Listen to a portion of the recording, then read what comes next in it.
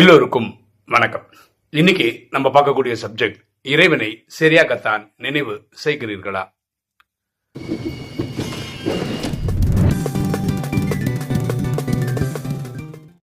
பாருங்களேன், ராஜயோகத்துல இறைவனை நினைவு செய்யற அந்த மெத்தடுக்கு பேர் வந்து மன்மனா பவ. அப்படின்னா என்ன அர்த்தம்னா, தன்னை ஆத்மாவென உணர்ந்து ஆத்மாவின் தந்தையை அன்பாக நினைவு செய்வது. இதுதான் இறைவனை நினைவு செய்யக்கூடிய மெத்தடு. ஓகேவா? இதை வந்து நம்ம அமிர்த வேலையில் செய்கிறது வந்து ரொம்ப ரொம்ப முக்கியம் அப்படின்றோம். பொதுவாக அமிர்த வேலையை நம்ம சொல்கிற டைம் வந்து 4-4:45 ஜென்ரல் டைம். பொதுவாக இறைவன் என்ன சொல்கிறாருன்னா 12 மணிக்கு மேலேயே அடுத்த நாள் ஸ்டார்ட் ஆகிடுது அப்படின்னு சொல்கிறாரு. நீங்கள் அப்புறத்துலேருந்தே நினைவு பண்ணிக்கலாம் அப்படின்னு சொல்கிறார் ஒரு வானிலை. அப்போது வேற ஒரு வானிலை என்ன சொல்கிறாருன்னா, நைட்டு ஒரு 10லேருந்து ஒரு 2 மணி வரைக்கும் இங்கே சூழ்நிலை சரியாக இருக்காது, அந்த டைமில் நினைவு பண்ண வேண்டாம் அப்படின்றாரு. ஒரு 2:30 மணிக்கு மேலே நீங்கள் வந்து எப்போ வேணால் பண்ணிக்கலாம் அப்படின்றது. இப்போ மதுபனுக்கெல்லாம் போனோம்னு வச்சுக்கலாம், 2:30 மணிக்கு ஆத்மாக்கள் பண்ணுறாங்க. அதெல்லாம் பார்த்துருக்கேன். நானும் அந்த டைமில் இந்த பண்ண முயற்சி பண்ணியிருக்கேன், அதாவது மதுபனில் இருக்கும்போது. ஆனால் பக்தி காலகட்டத்தில் சொல்கிற டைம்னா 4-4:45 ரைட்டு. அந்த டைமாவது நம்ம இறைவனை நினைவு செய்யணும். இதில் அந்த மன்மனாபாவோட டெஃபினேஷன் கொடுக்கணும் இல்லையா? அதில் நம்ம சொல்லக்கூடிய ஒரு வார்த்தைக்கும் முக்கியத்துவம் கொடுக்கணும். ஏதாவது ஒன்று விட்டுலான்னா அது பேர் வந்து ராஜயோக தியானம் கிடையாது. அப்படின்னு என்ன சொல்கிறோம்? அப்போ எப்படி நினைவு பண்ணோம்? ஆத்மாவென புரிந்து, அதாவது நான் வந்து இறைவனை கடவுளே என்னை காப்பாத்துப்பா அப்படின்னு கனெக்ட் பண்ணுறேன்னு வச்சுக்கேன். இது அப்படியே பியூர்லி பக்தி. நான் ஆத்மான்னு புரிஞ்சுக்கவும் இல்லை, அவர் வந்து பரமாத்மானும் புரிஞ்சுக்கல. ஏதோ சிலைக்கு முன்னாடி போய் அப்படி, அது வந்து 63 ஜென்மமும் அப்படி தான் பண்ணியிருந்தோம். அப்படி பண்ணிட்டு ஒரு சிலைக்கு முன்னாடி போய் இப்படி சாதாரணமாக பண்ணுற மாதிரி பண்ணிட்டு அதை வந்து ராஜயோகம்னு சொன்னால் லாஜிக் கிடையாது. ஸோ நீங்கள் இறைவனை கனெக்ட் பண்ணுறீங்களோ இல்லையோ, அதுக்கு முன்னாடி நீங்கள் பண்ண வேண்டியது நான் ஆத்மான்ற ஒரு புரிதலில் வர்றது. நான் இந்த உடல் கிடையாது, நான் ஒரு உயிர் அப்படின்னு புரிதல் ஃபஸ்ட்டு வந்துடணும். அதுக்கப்புறம் ஆத்மாவின் தந்தை நினைவு பண்ணும். இல்லைன்னா உடலாக இருந்து பரமாத்மாவை நினைவு பண்ணுறது ராஜயோகம் கிடையாது, அது பக்தி. புரியுதுங்களா? ஸோ அமிர்த வேளையில் இருந்து நினைவு பண்ணுங்க. அடுத்தது, நீங்கள் ஆத்மாவை தான் புரிஞ்சுக்கிறீங்க. ஓகே, உங்கள் வாழ்க்கையில் ஏகப்பட்ட பிரச்சனைன்னு வச்சுக்கோங்க. உடல்நிலை சரியில்லை, வியாபாரம் சரியில்லை, பசங்க சரியில்லை, மனைவி சரியில்லை, சொந்த பந்தம் சரியில்லை, இப்படி ஏகப்பட்ட பிரச்சனை இருக்குன்னு வச்சுக்கோங்களேன் லைஃப்பில். அப்போ மன நிம்மதி இருக்காது இல்லையா? அப்போ அமிர்த வேளையில் இறைவன் கூட சண்டை போடுறீங்கன்னு வச்சுக்கோங்களேன், கார சரமத்திட்டின்னு இருக்கீங்கன்னு வச்சுக்கோங்களேன், இதுவும் சரியான நினைவு கிடையாது. ஏன்னா பரமாத்மா சொல்றாரு, இது ட்ராமாவில் ஒரு காட்சி இப்படி இருக்கு இப்போத்துக்கு. அதை புரிஞ்சுக்கணும். அது புரிஞ்சுக்கிட்டா நீங்கள் இறைவன் கூட சண்டை போட மாட்டீங்க. இதுவும் கடந்து போகும், இது சரியாயிடும், ட்ராமா நல்லது. ஓகேவா? நமக்கு ஒவ்வொருத்தருக்கும் எப்படி இருக்கணும்னா, தன் மேலே நம்பிக்கை, இறைவன் மேலே நம்பிக்கை, இந்த ட்ராமா மேலே நம்பிக்கை, இந்த பரிவாரத்தின் மேலே நம்பிக்கை, இந்த 4 மேலே நம்பிக்கை இருக்கும். அப்படிதான் நம்ம அது கடந்து போகணும். அப்போ அமிர்த வேலை யோகா இல்லை பொதுவாகவே யோகா பண்ணும்போது இதெல்லாம் நம்ம பண்ணுறோமா? தன்னை ஆத்மாவனை உணர்ந்திருக்கோமா? ஃபஸ்ட்டு இறைவனை நினைவு செய்யும் போது அன்பா நினைவு செய்கிறோமா? அப்படி கரெக்டாக பண்ணுறோமான்னு ஒரு வாட்டி செக் பண்ணணும். இப்போ பாருங்க, அமிர்த வேலை யோகா இப்போ உங்கள்கிட்ட நீங்கள் பண்ணுறீங்க, நீங்கள் மட்டும்தான் ராஜயோகி, பாக்கி யாருமே ராஜயோகம் ப்ராக்டிஸ் பண்ணலன்னு வச்சுக்கோங்க. அப்படின்னா என்ன அர்த்தம்? இங்கே உங்கள் வீட்டில் இருக்கவங்க எல்லாம் படுத்து தூங்கிட்டு இருப்பாங்க அந்த டைம், நீங்கள் மட்டும் தான் எழுந்து பண்ணுறீங்க.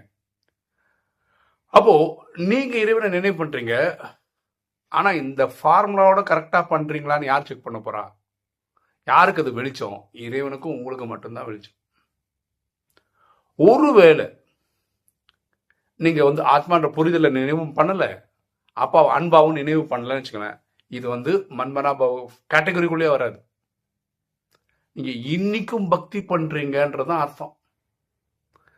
பக்தி பண்றதுக்கு எதுக்கு நீங்க கஷ்டப்பட்டு காலங்காத்தால ஏந்து 4-4:45 உட்காந்துருக்கீங்க? பண்ணும்போது ஒழுங்கா பண்ணணும்ல. அப்போ யார் இதை செக் பண்ணணும்? அவங்க செக் பண்ணிக்கணும், செல்ஃப் செக் பண்ணிக்கணும். நான் ஒழுங்கா தான் பண்றேனா, நான் பண்றதுதான் ராஜயோகமா, நான் பண்றதுதான் மன்மனாபாவான்னு செக் பண்ணணும். நான் ஏன் இந்த தலைப்பு எடுக்கிறேன்? இப்ப எனக்கு அந்த டவுட் வருது. சில பேர் எழுந்து பண்றேன்னு சொல்றாங்க, ஆனா அப்படி பண்றாங்களான்னு ஒரு டவுட் வருது. நான் ஒரு சகோதரிகிட்ட பேசினேன். 6 வருஷமா ராஜயோகம் ப்ராக்டிஸ் பண்ணுறாங்க. இப்போ நான் கேட்டேன், எப்படிம்மா நினைவு பண்ணுறீங்கன்னு கேட்டால், அண்ணா நான் இப்போ கண்ணை மூடிட்டு தான் பண்ணுறேன், பக்தியில் பண்ணுற மாதிரி பண்ணாதான் எனக்கு பண்ணவே வருது. கண்ணை மூடிட்டு பண்ணுறது பக்தி தான், அது ராஜயோகம் கிடையாது, மன்மனா பவ கிடையாது. அப்போது பாருங்களேன், இப்போ நம்ம ராஜயோகத்துக்குள்ளே வரோம்.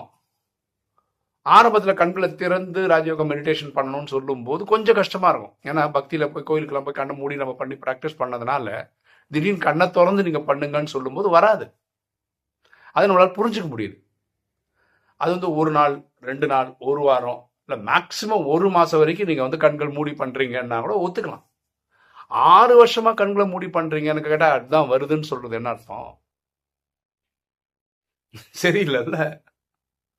நான் ஏற்கனவே ஒரு வீடியோவில் போட்டிருந்தேன். அதாவது ஒரு நாள் அமிர்த வேளையில் எனக்கு என்ன தோணுச்சு, கண்களை மூடிக்கிட்டேன். ஆனால் நான் காலம் அமிர்த வேளையில் பேசுகிற எல்லா சப்ஜெக்டும் ஆர்டராக பண்ணேன். அதாவது நான் தூங்கலை, விழிப்போடு இருக்கேன், ஆனால் கண்களை மூடி இறைவனை கரெக்ட் பண்ணேன். உடனே அடுத்த நாள் வானிலை வந்து நீ பண்ணது ராஜயோகமே கிடையாது, நீ பண்ணது மன்மனாபவே கிடையாதுன்ட்டார். இப்படி பண்ணவே கூடாது, கண்களை மூடிக்கிட்டே பண்ணக்கூடாது. இது எப்படி நீங்கள் புரிஞ்சுக்கணும்னு பாருங்களேன். ஈஸியாக புரிஞ்சுக்கிறது ஒரு எக்ஸாம்பிள் சொல்கிறேன். ஏன் பரமாத்மா கண்களை திறந்து பண்ணணும்னு சொல்கிறாருன்றதை புரிஞ்சுக்கங்க. இப்போது நீங்கள் ஒருத்தரோட பேசிகிட்டு இருக்கீங்க, 1 to 1 பேசுகிறீங்க, ஓகேவா? அவர் பேசுகிறாரு, நீங்கள் கேட்குறீங்க. அப்போது அவர் என்ன எதிர்பார்ப்பா தெரியுமா? நீங்கள் அவரை பார்க்கணும். அதாவது ஒரு அட்டென்ஷன் அவர் மேலே இருக்கணும். நீங்கள் இப்படி உட்காந்துக்கிறீங்கன்னு வச்சுக்கோங்களேன், நீங்கள் சொல்லுங்கள் அப்படின்ற மாதிரி அப்படின்னு இருந்துன்னு வச்சுக்கோங்க. அப்போ என்ன ஆகும்? அவங்களுக்கு என்ன தோணும்? ஆனால் அவன் மரியாதையை கொடுக்க மாட்டான், நான் அவர்கிட்ட தானே பேசுகிறேன், அவன் முகத்தை திருப்பி வச்சுக்கிறானே, கிட்டத்தட்ட அதுதானே. அப்போ அமிர்த வேளையில் இறைவனை நினைவு பண்ணும்போது பரமாத்மா சொல்கிறாரு, என் குழந்தைய பார்க்கறதுக்கு அவன் பெட்ரூம் வரைக்கும் நான் வரேன்றார். நீங்கள் எங்கே உட்காந்து பண்ணுறீங்களோ அங்கே வரேன்றார். அப்போ நீங்கள் கண்களை மூடிக்கிட்டு பண்ணும்போது பரமாத்மா நினைப்பார், நீ தூங்கிட்டு இருக்கேன்னு நினைப்பார். கரெக்டா? இது மரியாதை இல்லைல்ல. ஸோ அதனால தான் சொல்கிறேன், கண்கள் விழிப்பாக இருக்கணும்னு சொல்கிறார். இப்போ நீங்கள் கண்களை திறந்த மெடிடேஷன் பண்ணிக்கலாம். உங்கள் வீட்டில் யாராவது ஒருத்தர் இப்படி போகிறாங்க அப்படி வராங்க எல்லாம் நடந்துட்டு இருக்குன்னு வச்சுக்கோங்களேன், அது ஒரு செயல், யாரோ என்னென்னோ பண்ணிருக்காங்க, அவ்வளோதான். அது நம்மளை பாதிக்கவே கூடாது. நம்ம இறைவனை நினைவு பண்ணுறது இது வந்து வேற சில விஷயத்தில் நிறைய மக்களுக்கு நல்ல விஷயங்கள் ஐடியா வந்துருது. அப்படின்னா என்ன, இப்போ டிவி பார்த்துட்டு இருக்காங்கன்னு வச்சுக்கோங்களேன், அப்போ வீட்டில் பாக்கி 4 பேர் ஏதோ பேசின்னு இருப்பாங்கன்னு வச்சுக்கோங்களேன், உங்களுக்கு டிவி பார்க்குறதுக்கு எந்த பிரச்சனையும் இருக்காது. இவங்க அங்கே பேசின்னு இருக்காங்க, நான் டிவி பார்க்குறேன், அப்படி பார்க்க முடியுது இல்லை. அதே மாதிரி இறைவன் கனெக்ஷனில் இருக்கும்போது நம்ம ஒன்று இறைவன் ஒன்று இருக்க முடியணும், இங்கே என்ன வேணால் நடக்கட்டும்ன்ற மாதிரி ஆகணும். ஸோ ஒவ்வொரு ராஜயோகியும் தன்னை தானே செக் பண்ணிக்கணும், மெடிடேஷன் கரெக்டாக பண்ணுறோமா இல்லையா. இல்லைன்னா நான் வந்து அமிர்த வேலை யோகா பண்ணுறேன்னு கதை சொல்லலாமே தவிர நீங்கள் இன்றைக்கும் பக்தி பண்ணுறீங்கன்னு அர்த்தம். இப்போ நிறைய சென்டர்ஸில் கீதா பாடசாலையில் இந்த பட்டின்றது ஒழுங்காக வைக்கிறாங்களா, எனக்கு இதெல்லாம் கேள்வியாகவே இருக்குது. நிறைய பேர் ரொம்ப நல்லா பண்ண நுங்கம்பாக்கம் வந்து அடிச்சுக்க முடியாது யோகாவில், அவ்வளோ ட்ரைனிங் அங்கே இருக்கிற ஆத்மாக்களுக்கு நல்லா தெரியும். நான் நிறைய பேர் எங்கள் தொடர்பில் இருக்காங்க, பேசும்போதே எனக்கு தெரியும் இவங்க யோகா நல்லா பண்ணுறாங்க அப்படின்னு. கரெக்டாகவும் பண்ணுறாங்க. அதாவது அவங்க அடிக்கடி செக் பண்ணி ஒவ்வொரு ஆத்மாவையும் ஒரு ஒரு ஸ்டேஜுக்கு கொண்டு வந்துட்டாங்க எல்லாரையும். ரொம்ப சந்தோஷம் அந்த விஷயத்தில். அப்படி தான் நடக்குதா? நிறைய பேர் ஆன்லைனில் தான் கற்றுக்குறாங்க, அப்படியே அவங்க ப்ராக்டிஸும் பண்ண ஆரம்பிச்சிடுறாங்க.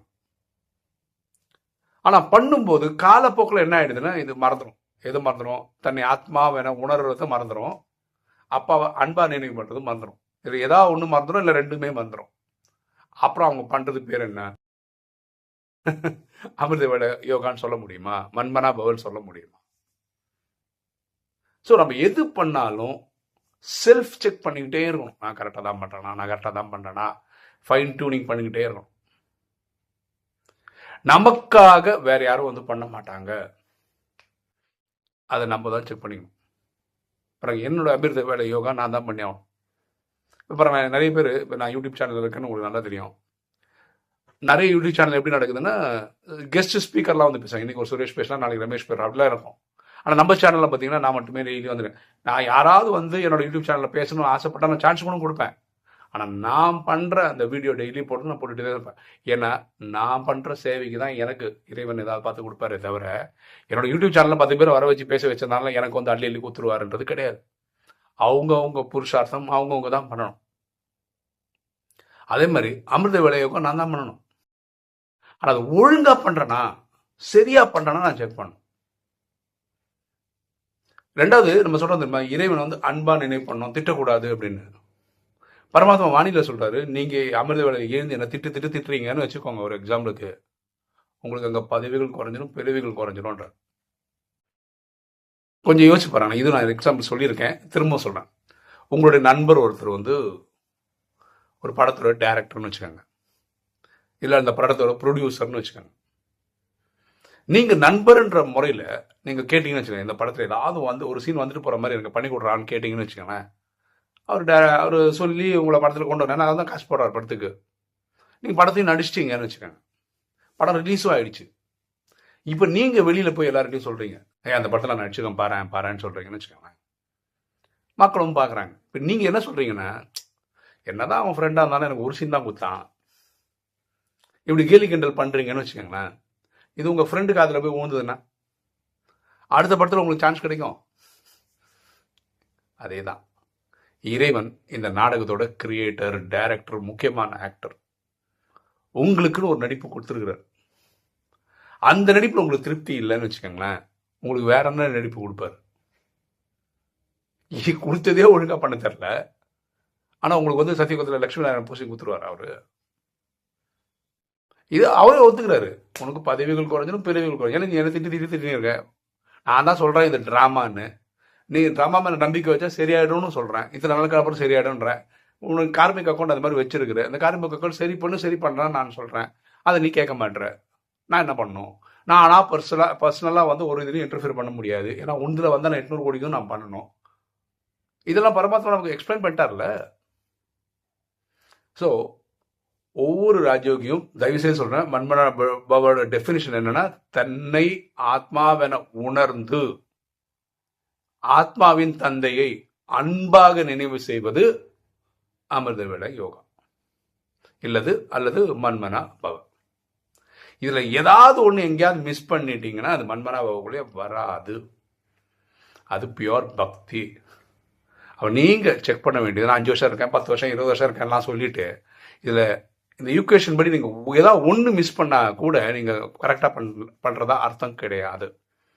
எனக்கு இந்த சகோதரிகிட்ட பேசும்போது எனக்கு ரொம்ப வருத்தமாயிடுச்சு.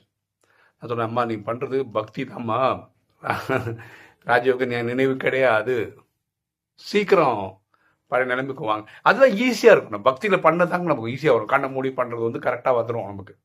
ஏன்னா 63 ஜென்மமா பண்ணியிருக்கோம். இந்த ஆத்மாவுக்கு அப்படி ப்ராக்டிஸ் எடுத்துருக்கு. ஆனால் சொல்லிக் கொடுக்குறது இறைவனே. இப்போ நம்ம மாற்றிக்கிறது நம்மளோட கடமை. ஓகேவா? ஸோ நம்ம தான் அதை பற்றி ஹோம்ஒர்க் பண்ணணும். இப்போ வீடியோ பார்க்குற நீங்கள் சொல்ல வேண்டியது, அமிர்த வேலை நினைவு, மன்மனா பவ, நான் கரெக்டாக தான் பண்ணுறேன், இதை நான் ஞாபகம் வச்சுருக்கேன், தன்னை ஆத்மாவனை உணர்ந்து அப்புறம் தான் ஆத்மாவின் தந்தையை நினைவு பண்ணுறேன், அதுவும் அன்பா நினைவு செய்கிறேன் அப்படின்றத கமெண்ட் செக்ஷனில் போடுங்க. இல்லை நான் இன்றைக்கும் ஏதோ பண்ணுறேன், சில டைம் அது பக்தி மாதிரியே போயிடுது அப்படின்னா நீங்கள் கமெண்ட் செக்ஷனில் சொல்லணும். சரியா? ஓகே, இன்னைக்கு வீடியோ உங்களுக்கு பிடிச்சிருக்கோம் நினைக்கிறேன். லைக் பண்ணுங்கள், சப்ஸ்கிரைப் பண்ணுங்கள், ஃப்ரெண்ட்ஸ் சொல்லுங்கள், ஷேர் பண்ணுங்கள், கமெண்ட்ஸ் போடுங்க. தேங்க்யூ.